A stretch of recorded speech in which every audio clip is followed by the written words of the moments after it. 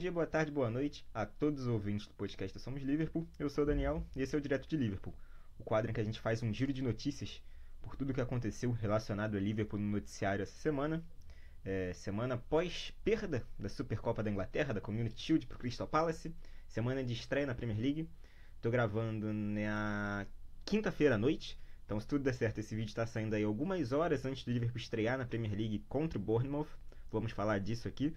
Vamos falar também dessa reta final de janela de transferências. O Liverpool ainda envolvido em algumas negociações e tendo já uma contratação encaminhada. Antes de começar, já peço para você deixar aí seu like, seu comentário, compartilhar o vídeo aqui no YouTube, se inscrever no canal se você estiver no YouTube. Se você estiver no Spotify, pode comentar também o que você achar. A gente pede muito até feedback da galera, a gente sabe que ainda não é a melhor estrutura, estamos ainda... A gente já faz o podcast há muito tempo, para quem não sabe, tá? Desde 2020. Mas no Spotify a gente não tinha vídeo, depois a gente foi para vídeo com o Spotify e agora a gente trouxe para o YouTube. Então a gente ainda está adaptando algumas coisas, algumas questões de logística. Então pode deixar aqui que vocês acham que pode melhorar e tudo mais. O microfone, esse aqui, já vai ser aposentado. Eu já comprei outro, mas ainda não chegou. Então acho que isso vai melhorar já a qualidade tanto do Direto de Liverpool quanto da minha participação no programa da Somos Liverpool normal. Mas mais uma vez deixo o pedido aqui a vocês para dar o like, para comentar, para se inscrever, para seguir a gente no Spotify também, tá? Pode comentar quem estiver no Spotify o que você acha da janela, o que você acha das suas expectativas para essa temporada. Seguir a gente nas redes sociais também, a gente tem Instagram, a gente tem Twitter, a gente tem um canal no WhatsApp, a gente tem um grupo no WhatsApp para quem quiser entrar. Então, já fazendo essas funções que eu não lembro de fazer normalmente, já peço aqui para vocês. Mas falando então do primeiro zagueiro contratado pelo Liverpool nessa janela, que é o Giovanni Leone, tá? Zagueiro italiano, vindo do Parma, 18 anos, muito jovem, um cara muito precoce. Eu postei uma arte nas páginas da Somos Liverpool na rede social que fala sobre os números dele e tudo mais. Um zagueiro que estreou cedo com 16 anos na Série C, fez uma Série B muito boa e foi parar no Parma para jogar a Série A na temporada passada. Viralizou uma imagem dele marcando o Lukaku e tal, chamou muita atenção. Cara alto, 1,95m, 1,96m, dependendo da fonte ali. Então o Liverpool já concluiu com ele, tá? A informação do Fabrício Romano é que nessa quinta-feira ele já fez exames médicos, já assinou com o Liverpool. O valor, pelo que dizem, o Ben Jacobs é 26 milhões de libras fixos, que dá ali 31 milhões de euros. E o Fabrício Romano trouxe a informação de que o pacote pode chegar a 35 milhões de euros, que dá cerca de 30 milhões de libras ali. Então, algo na faixa entre os 26 e os 31 milhões de libras deve ser o valor dessa negociação no final. Contrato válido até junho de 2031. Ele já conheceu o Arne Slot, segundo o Fabrício Romano, já fez todas as formalidades ali e deve ser apresentado amanhã em Anfield para a torcida. Obviamente ele ainda não pode jogar, né, mas vai ser um dos reforços do Arne Slot para essa temporada. Outro alvo para a zaga, além desse perfil de um zagueiro jovem que o Liverpool queria e conseguiu, já queria há algum tempo. Vale lembrar, o Liverpool tentou o Ioro, não sei como é que se fala exatamente, do Manchester United.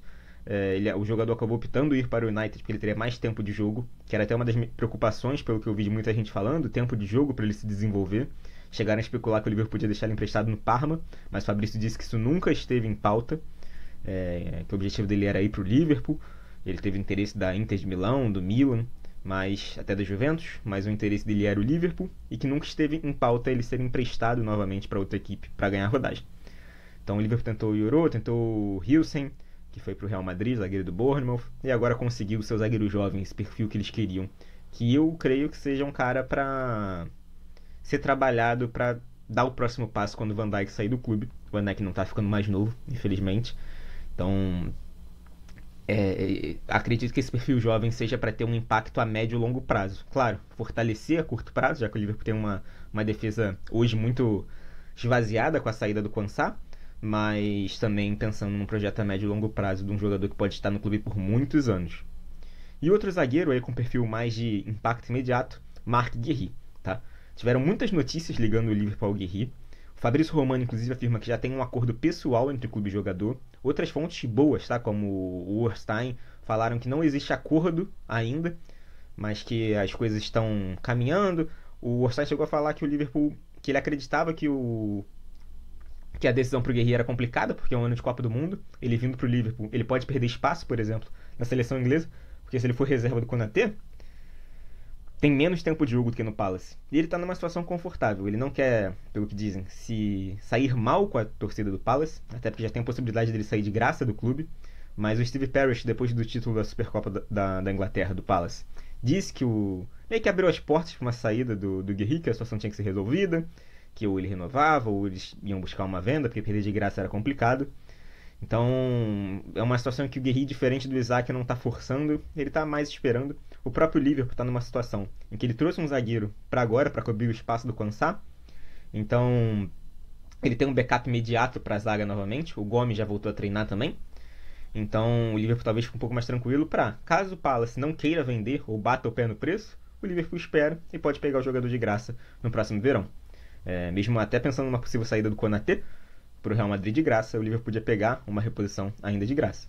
Mas a informação que a gente tem, por exemplo, do Lewis Steele, que é um setorista do Liverpool, pelo Mail Sport, é que o Liverpool e o Crystal Palace estão confiantes em um acordo com o Marc Guéhi, tá? Então os clubes estariam negociando, que apesar do Steve Parish ser um diretor muito exigente, é verdade, o Palace bateu o pé em algumas vendas, conseguiu ótimos valores durante essa gestão, que eles são otimistas por um acordo. O Paul Joyce, que para mim é a fonte mais segura falando de Liverpool, é um cara zero sensacionalista, ele dificilmente aparece em vídeo, ele não tem canal no YouTube, é realmente ali o perfil dele e a coluna dele no The Times, se eu não me engano.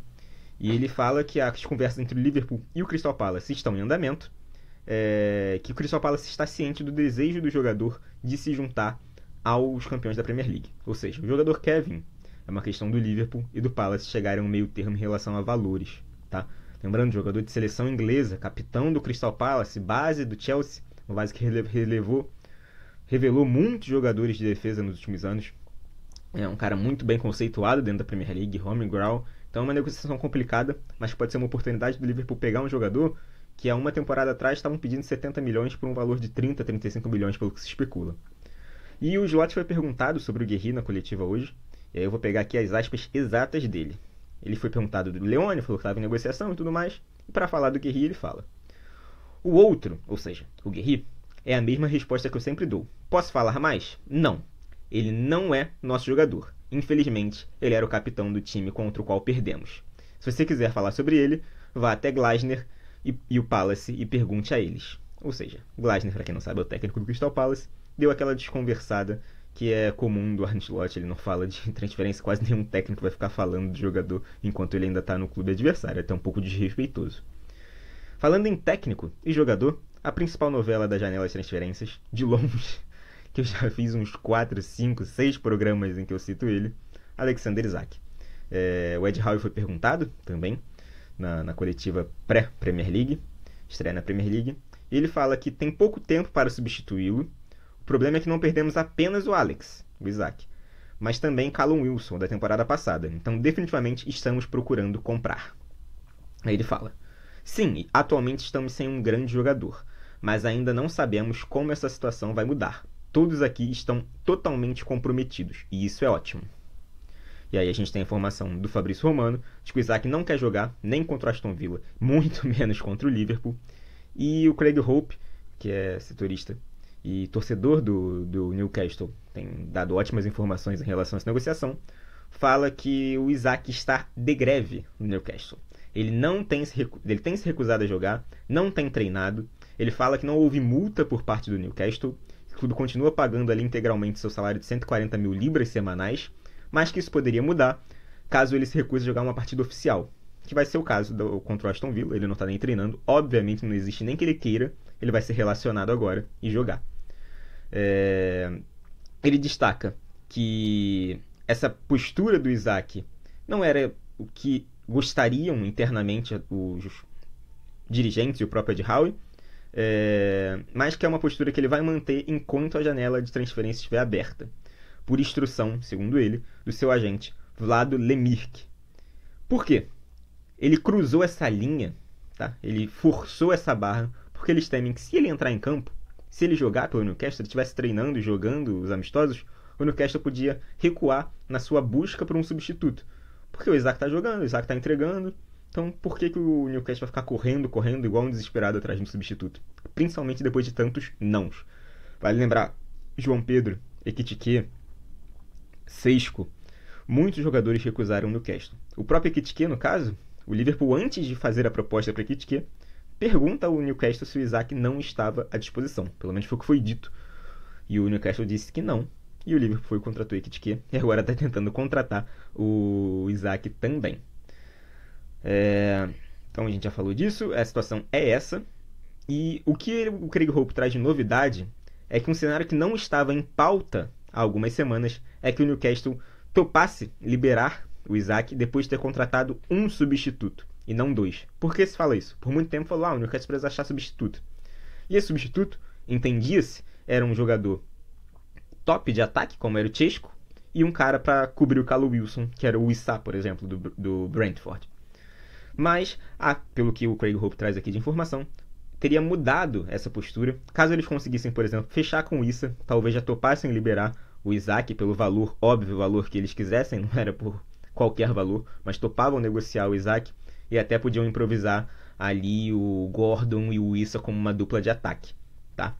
O Gordon já tem jogado assim nos amistosos, mas a situação realmente é complicada para o Newcastle. Tem um jogador que é uma bomba no elenco, porque obviamente nenhum jogador vai ser recebido de braços abertos e depois recusar treinar, deixar o time numa fria danada. Eles não têm um jogador de ataque que seja jogador profissional mesmo, assim, né? Que tem idade. É tudo um garoto, então é muito complicado, ou improvisado.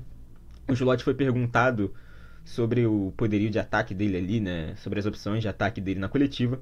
E ele deu uma aspas que dá aquela pressionada na FSG e na direção do Liverpool, que ele fala que ele deseja pelo menos mais um atacante e que vê o Ekitike e o Isaac, né, ou outro atacante jogando juntos. Por quê? Ele fala, aspas pro Ancelotti: vejo o Hugo principalmente como camisa 9, que é o que a gente sabe que ele é, camisa 9. Apesar de não ser um 9 artilheiro, um 9 fixo, ele é um jogador que joga centralizado na maior parte do tempo.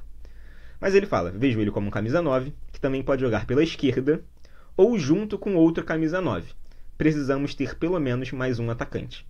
Isso é verdade, o Liverpool só tem um centroavante, que é o Ekitike. O Gakpo poderia quebrar uma por ali? Poderia, mas nunca rendeu bem por ali, sempre rendeu melhor na esquerda. O Chiesa pode quebrar uma por ali? Pode, mas o Chiesa não está rendendo nem na esquerda, nem na direita, e nem muito menos de centroavante. Então o Liverpool tem uma carência naquela posição. Trouxe um garoto agora, o Wright lá, mas não vai ser um cara para ser um backup para um jogador. Então, acho que é fundamental essa trazer mais um jogador de ataque. Se não for o Isaac, talvez um ponta esquerda mais forte, porque aí você pode, numa eventual necessidade, centralizar o Gakpo por ter um ponta esquerda forte. Mas, obviamente, o alvo é o Isaac. E o Ekitike pode sim jogar junto com outro atacante. É um pouco difícil, eu vejo algumas escalações, eu acho difícil imaginar um 4-4-2 ou um esquema com 3 zagueiros, agora que se levantou essa possibilidade do Guerri fechar, já tendo fechado o Leone. Acho difícil, o Slot nunca vi o Slot jogando assim. Até nos jogos que eu pesquisei do Feyenoord, do AZ, nunca vi ele jogando com uma linha de 3. E nem com 2 centroavantes, normalmente era 2 pontas e um centroavante, então acho difícil.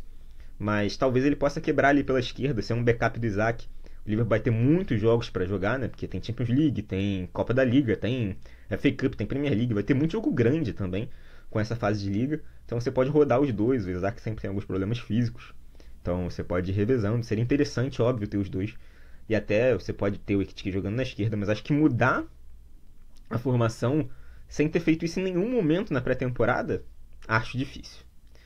E aí, já pensando na estreia da Premier League, que é amanhã, no momento da gravação desse vídeo, o Slot teve algumas perguntas bem interessantes. Ele teve algumas declarações que eu achei bem legais de ver, em relação a jogadores, em relação à expectativa na temporada. Ele fala, por exemplo, quando foi perguntado sobre a questão da lateral direita. Na minha opinião, Jeremy e o Connor, o Bradley, são parecidos, mas Jeremy talvez seja melhor no 1 contra 1 do que o Connor. Se você joga contra, sabe que precisa estar atento a eles. Então talvez Mo, Salah, consiga mais espaço. Se você os isolar, também é difícil para o adversário. Ou seja, ele está falando aqui o que a gente sabe. O Liverpool tem ótimas armas ofensivas na lateral direita. O Frimpong é um cara de linha de fundo, de explosão, de velocidade. Fez o gol aí meio cagado na Supercopa, mas é um cara que participa de muitos gols ao longo da temporada, no esquema do Bayer Leverkusen. Isso pode ser reproduzido no Liverpool. O Connor também é um jogador, fisicamente, apesar de se lesionar muito, isso é um problema. Quando ele tá em campo, ele corre, ele é agressivo, ele ataca o espaço, ele ataca o adversário, ele volta para marcar. É um cara forte, um cara rápido, um cara que tem alguma infiltração por dentro para finalizar, já fez gol assim na Premier League.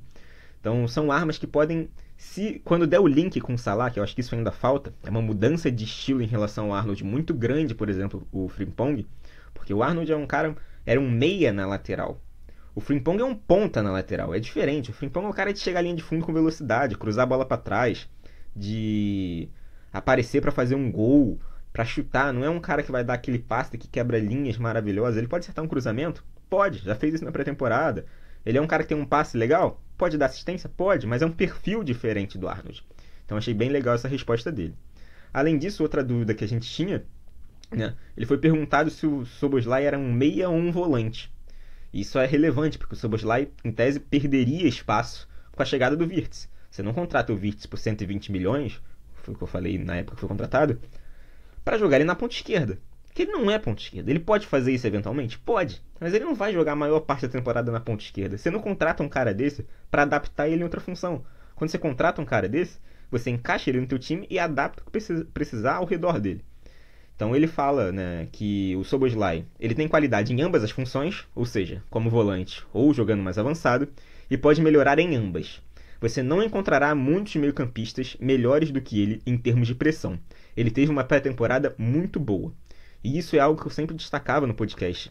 O Rodrigo brincava do Szoboszlai e tal, mas eu sempre falava, ele pode não ser o maior armador do mundo, o cara que cria grandes chances o tempo inteiro, mas ele pressiona muito. Quando ele não jogava, o Liverpool sentia isso. O Liverpool pressionava menos a saída de bola do adversário. Estava mais confortável para o adversário jogar.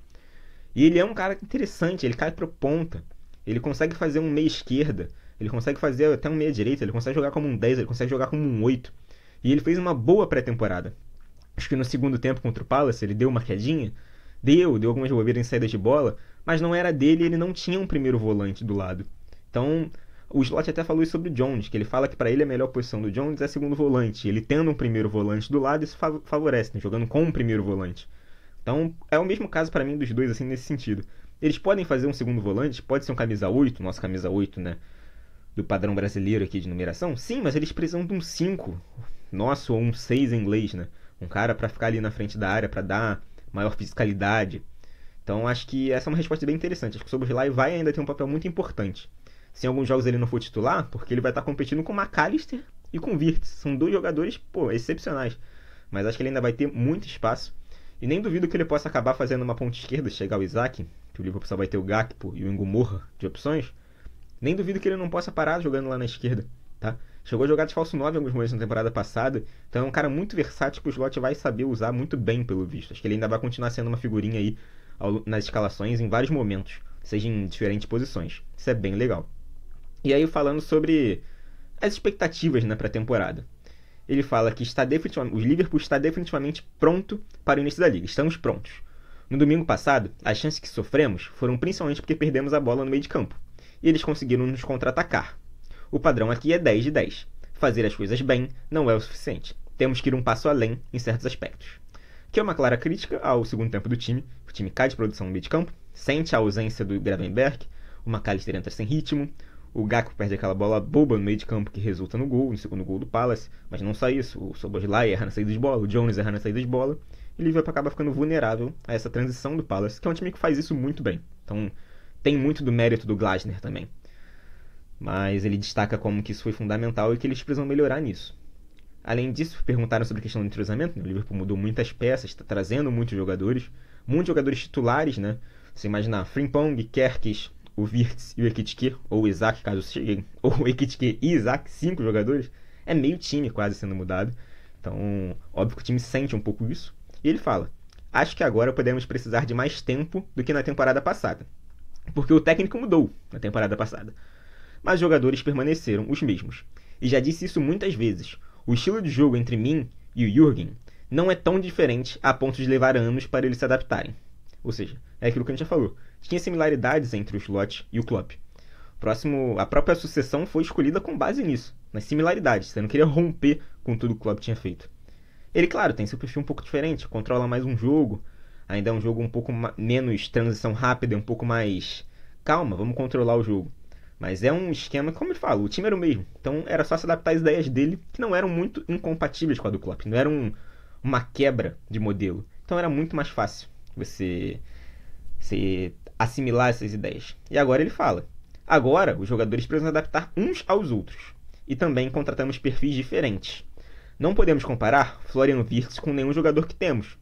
O perfil do Frimpong é completamente diferente do Trent. Então isso pode levar algum tempo. Mas vamos deixar claro que isso não é desculpa para os nossos resultados. Aqui eu achei perfeito. O Liverpool pode ter algum problema de entrosamento no início? Pode. Mas o City mudou muito. O Arsenal está com Gyökeres, que muda completamente o sistema do Arsenal. O Arsenal não tinha esse camisa 9, essa referência. Jogava com Havertz, jogava com Merino, é muito diferente. Então acho que, mais uma vez, vai ser uma temporada que eu não acredito que você precisa fazer 92, 95 pontos para ser campeão. Talvez uma margem de pontos de 80 e pouco já seja suficiente. Acho que a diferença é que agora, imagino que o Liverpool, se fizer o que fez na temporada passada, não vai ganhar o título com tanta tranquilidade. Vai ser brigado, vai ser até a última rodada. Então, quanto antes esses jogadores de perfis diferentes, como são... Cara, o Ekitike é um unicórnio. O termo da NBA que eu falei esses dias aqui, o Nicolas concordou. O Nicolas falou do Mbenhama e tal, e é isso. É um cara que, pô, tu vê o gol dele, um cara consegue trabalhar muito bem nas entrelinhas, gosta de driblar, gosta de sair da área, gosta de servir os companheiros, mas tem tipo 1,95 m e é meio magro, ao mesmo tempo é rápido, parece meio desengonçado, mas ao mesmo tempo habilidoso. Isso o Liverpool não tinha. Um cara como o Wirtz, camisa 10, com capacidade de se movimentar pelo campo inteiro, de achar infiltração do drible, o Liverpool não tinha. O Szoboszlai era muito mais um cara que ameaçava com algum lançamento longo, com uma infiltração, com uma finalização de fora da área, com, claro, alguma assistência, mas pressionando muito mais do que sendo um cara criativo. O Liverpool não tem um camisa 10 criativo há muito tempo. O pessoal fala do Coutinho, mas o Coutinho era muito mais um meio que jogava na ponta, né? O Coutinho era mais comparação meio errada, mas aquele estilo do Grealish de pegar da esquerda, trazer pro meio e chutar, esse Coutinho era esse, saía da esquerda e vinha criando por dentro. Ele não era bem um meia que caía pela esquerda, ele era muito mais um cara que jogava pela esquerda e caía pelo meio. Apesar de ter algumas similaridades na questão da criatividade dos dois, de ser um cara diferente que pode fazer uma jogada individual. Então, realmente o Liverpool precisa se adaptar, e isso é essencial pra gente brigar pelo título da Premier League nessa temporada. Precisa virar a chave, precisa contar com seus jogadores. O Gravenberch não vai jogar porque ele está suspenso, mas a gente talvez tenha uma McAllister jogando mais tempo. A gente precisa que o time adapte, que dê liga. Outra coisa que eu acho importante falar, a gente no podcast falou que o Van Dijk fez uma partida muito abaixo contra o Crystal Palace. E foi dito que ele teve uma virose ali, pegou uma doença nessa reta final da pré-temporada. Ele ficou 5 dias sem treinar até enfrentar o Crystal Palace. Então isso pode ter justificado um pouco ele estar numa rotação abaixo, tá? Então espero que o Van Dijk esteja melhor, que a defesa esteja melhor, porque quando o Van Dijk está melhor, a defesa está melhor, e o Liverpool consiga criar, tanto quanto criou contra o Palace, com mais segurança defensiva nas transições. E por último aqui, eu botei isso mais cedo nas redes sociais da Somos Liverpool, eu achei isso bem legal, formação do The Athletic, né?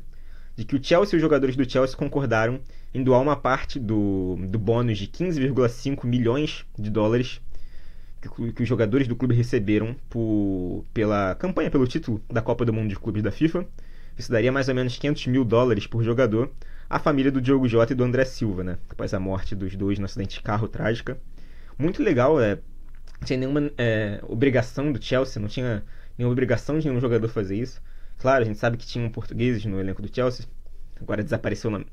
O Pedro Neto, que se mostrou muito emocionado com a situação, é óbvio, mas não tinha nenhuma obrigação institucional do clube fazer isso, dos jogadores fazerem isso. E eu achei bem legal. Foi uma notícia que a gente acordou hoje e deixou o coração quentinho, assim, né? É legal ver, foi uma ação muito legal, um gesto muito bonito. E que essa temporada a gente possa fazer uma excelente temporada, ganhar mais títulos da Premier League, ganhar uma Champions League, ganhar títulos, fazer grandes partidas. E vai ser tudo muito em homenagem ao Jota. Os jogadores, óbvio, vão sentir essa falta, vão sentir isso nos primeiros jogos. Muitas homenagens. E vai ser muito bonito se a gente conseguir fazer uma excelente temporada, e vai ser tudo sempre dedicado a ele. O McAllister deu declarações lindas, o Van Dijk deu declarações lindas. Espero que a gente possa honrar aí a memória dele e do irmão nessa temporada. Fico por aqui, episódio longo, muita coisa pra falar. Espero que tenha servido aí como um pouquinho de um pré-jogo desse jogo da estreia da Premier League contra o Bournemouth, que a gente possa começar bem com o pé direito. E é isso. Peço novamente, compartilhe esse vídeo, curte, dá like, comenta. Ou pode dar o dislike se não gostar. Se der o dislike, por favor, comente porque você não gostou. A gente tem poucos dislikes, mas é sempre bom e importante vocês falarem também, se não gostarem de alguma coisa, explicar o que pode melhorar. E a gente está tentando melhorar aí a parte técnica, vamos conseguir. E a gente conta com vocês, né? Sigam aí nas nossas redes sociais e até a próxima.